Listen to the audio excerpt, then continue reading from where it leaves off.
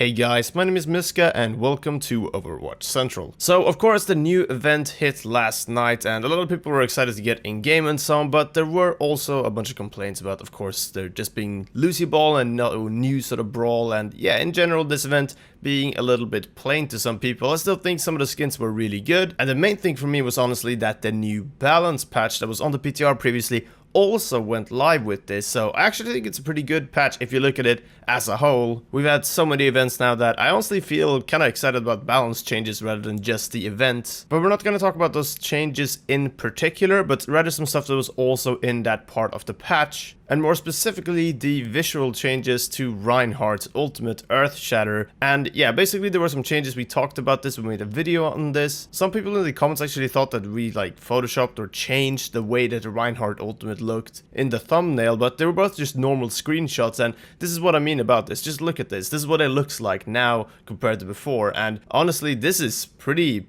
big. This is pretty weird, and I don't really understand why they would change this, at least right now. As you can see, the shatter just doesn't really make a lot of sense. The visuals don't really show where the actual shatter hits now, and they haven't made any tweaks to the actual ability, so it's just this weird visual thing. I'm not quite sure why Blizzard went through with this after the very clear outcry against it as well in a way. The only reason that I can see that they put this in is that they're reworking Reinhardt in some way, changing maybe some things about the ultimate, how it hits. Maybe it'll just hit in a circle around Reinhardt or something, and then this visual change was meant to come in later. Either way, they might be changing his abilities around a little bit, and this came in a bit early, something like that. I don't really think any sort of argument can be made that these visual changes really represent the AoE of the current Earth Shatter though, which is why I was so surprised that this went through, but I wanted to cover it and kind of give some attention to that, because some people might be picking up Reinhardt again and not really quite understand what's going on with that Earth Shatter. Especially as a Reinhardt player myself, it's already hard enough to hit the Earth Shatter, and if you can't see the AoE either, it's just impossible to know if it should have hit or not, so maybe that was Blizzard's intent, I don't know, but point is that Reinhardt needs those fixes that Blizzard have been talking about for a while. They were even mentioned in an interview, I believe, not too long ago, so yeah, not quite sure what's going on here. Either way, the actual balance patch and all of that stuff is still looking pretty promising. Ana's pick rate is kind of on its way up, but we gotta give it a week or two maybe to see where heroes are really at. I think in a few days at least we'll get a decent idea. A week from now should definitely be somewhat accurate at least. But either way, that's all for the actual patch and the balance changes. There's some more stuff though that was released but wasn't actually meant to be released, and that was a bunch of extra names on the Blizzard website